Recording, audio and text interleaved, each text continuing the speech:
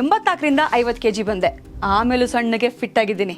ಅದಕ್ಕೆ ನಾನು ಯೂಸ್ ಮಾಡ್ತಾ ಇರೋದು ಜೀನಿ ಸ್ಲಿಮ್. ಸಣ್ಣ ಆಗಕ್ಕೆ ಜೀನಿ ಸ್ಲಿಮ್ ಯೂಸ್ ಮಾಡದೆ ಹೆಲ್ದಿನೂ ಅದೇ. ನೀವು ಸಣ್ಣ ಆಗ್ಬೇಕಾ, ಹೆಲ್ದಿ ಆಗ್ಬೇಕಾ? ಹಾಗಿದ್ರೆ ಜೀನಿ ಸ್ಲಿಮ್ ಯೂಸ್ ಮಾಡಿ.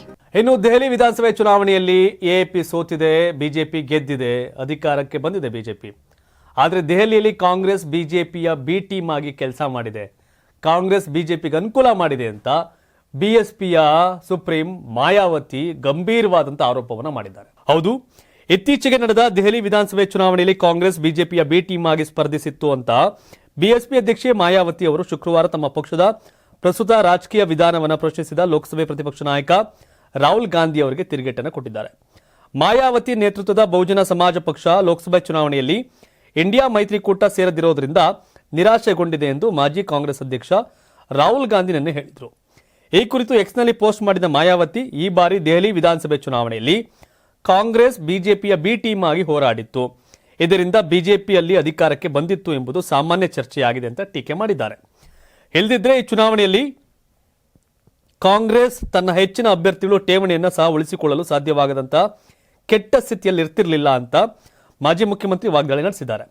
ಇತರರ ಕಡೆಗೆ ಬೆರಳು ತೋರಿಸುವ ಮೊದಲು ಅವರು ಖಂಡಿತವಾಗಿಯೂ ತಮ್ಮದೇ ಆದ ವ್ಯವಹಾರಗಳನ್ನು ನೋಡಿಕೊಳ್ಳಬೇಕು ಅಂತ ರಾಹುಲ್ ಗಾಂಧಿಗೆ ವಾಗ್ದಾಳಿಯನ್ನು ನಡೆಸಿದ್ದಾರೆ. ದೆಹಲಿಯಲ್ಲಿರ್ತಕ್ಕಂಥ ಹೊಸ ಬಿಜೆಪಿ ಸರ್ಕಾರಕ್ಕೆ ಚುನಾವಣೆ ವೇಳೆ ನೀಡಿದ ಎಲ್ಲಾ ಭರವಸೆಗಳನ್ನು ಈಡೇರಿಸುವ ಸವಾಲಿದೆ ಅಂತ ಇದೇ ವೇಳೆ ಬಿಜೆಪಿ ಸರ್ಕಾರವನ್ನು ಕೂಡ ಮಾಯಾವತಿ ಎಚ್ಚರಿಸುವ ಕೆಲಸ ಮಾಡಿದ್ದಾರೆ. ರಾಹುಲ್ ಗಾಂಧಿ ಬಹುತೇಕ ಒಂದು ಸ್ವಲ್ಪ ಭಾರತ್ ಜೋಡೋ ಯಾತ್ರೆ ಮಾಡಿದ್ಮೇಲೆ ಪ್ರಬುದ್ಧತೆ ಬಂದಿದೆ, ಲೀಡರ್ ಆಗಿ ಕನ್ವರ್ಟ್ ಆಗ್ತಿದಾರಪ್ಪ, ಪ್ರಬುದ್ಧತೆ ಬಂದಿದೆ ಅಂತೆಲ್ಲ ಅನ್ಕೊಂಡಿದ್ರು. ಆದರೆ ಲೋಕಸಭೆ ಚುನಾವಣೆಯ ಹೋರಾಟ ಕೊಟ್ಟಾಗ ರಿಯಲ್ ಲೀಡರ್ ರಾಹುಲ್ ಗಾಂಧಿ ಅಂತ ಅನ್ಸಿತ್ತು. ಆದರೆ ಲೋಕಸಭೆಯಲ್ಲಿ ಕೇಜ್ರಿವಾಲ್ ಜೊತೆ ಕೈ ಎತ್ತಿ ಜೋಡೆತ್ತು ಅಂದ್ರು, ಬಿಜೆಪಿನ ಸೋಲಿಸಬೇಕು ಅಂದ್ರು. ಆದರೆ ದೆಹಲಿ ವಿಧಾನಸಭೆ ಚುನಾವಣೆಯಲ್ಲಿ ಎಎಪಿ ಸೋಲಿಗೆ ಬಿಜೆಪಿ ಗೆಲುವಿಗೆ ಕಾಂಗ್ರೆಸ್ಸೇ ಕಾರಣ, ಕಾಂಗ್ರೆಸ್ ಬಿಜೆಪಿಯ ಬಿ ಟೀಮ್ ಅಂತ ಈಗ ಮಾಯಾವತಿ ಆರೋಪ ಮಾಡಿದ್ದಾರೆ. ಎಲ್ಲವನ್ನೂ ನೋಡಿದ್ರೆ ರಾಹುಲ್ ಗಾಂಧಿ ಆಮ್ ಆದ್ಮಿ ಪಾರ್ಟಿ ಸೋಲಿನಲ್ಲಿ ಕಾಂಗ್ರೆಸ್ ಪಾತ್ರ ಬಹಳ ದೊಡ್ಡದಿದೆ, ಬಿಜೆಪಿ ಗೆಲುವಿಗೆ ಕಾಂಗ್ರೆಸ್ ಕಾಂಟ್ರಿಬ್ಯೂಷನ್ ದೊಡ್ಡದಿದೆ. ಅದಕ್ಕೆ ಇವರು ಟೀಕೆ ಮಾಡೋರು. ಅಂದರೆ ಲೋಕಸಭೆಯಲ್ಲಿ ಮಾಯಾವತಿ ನಮ್ಮ ಜೊತೆ ಬಂದಿದ್ರೆ ಬಿಜೆಪಿಗೆ ಇನ್ನೂ ಹಿನ್ನಡೆ ಆಗೋದು ಅಂತ ರಾಹುಲ್ ಗಾಂಧಿ ಹೇಳಿದ್ರಂತೆ.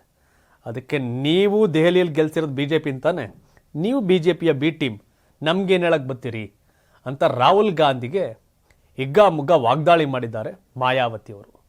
ಮಾಯಾವತಿ ದೊಡ್ಡ ಬಹುಮತ ಪಡೆದು ಉತ್ತರ ಪ್ರದೇಶದಲ್ಲಿ ಮುಖ್ಯಮಂತ್ರಿ ಆಗಿದ್ರು.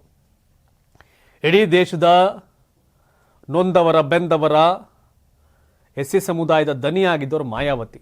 ಅವರು ಒಂದಷ್ಟು ಎಡವಟ್ಗಳು ಮಾಡ್ಕೊಂಡು ಇವತ್ತು ಮೂಲೆ ಗುಂಪಾಗಿದ್ದಾರೆ. ಆದರೆ ರಾಹುಲ್ ಗಾಂಧಿ ಅವರಿಗೆ ನೀ ನಮ್ಮನ್ನು ಟೀಕಿಸೋ ಅಧಿಕಾರ ಇಲ್ಲ, ನಿಮ್ಮದೇ ಭಾಳ ಸಮಸ್ಯೆಗಳಿದೆ, ನೀವೇ ಬಿಜೆಪಿಯ ಬಿ ಟೀಮ್ ಅಂತ ಕಾಂಗ್ರೆಸ್ ವಿರುದ್ಧ ಕೆಂಡಾಕಾರಿದ್ದಾರೆ ಮಾಯಾವತಿ ಅವರು.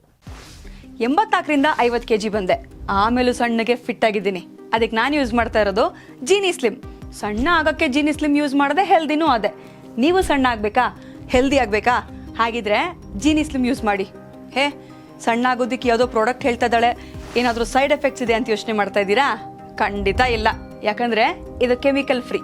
ಸಣ್ಣ ಆಗಬೇಕು ಅಂದರೆ ಜೀನಿ ಸ್ಲಿಮ್ ಯೂಸ್ ಮಾಡಿ. ಹೆಚ್ಚಿನ ಮಾಹಿತಿಗೆ ಕೆಳಗೆ ಡಿಸ್ಪ್ಲೇ ಆಗ್ತಿರೋ ನಂಬರ್ಗೆ ಕಾಲ್ ಮಾಡಿ.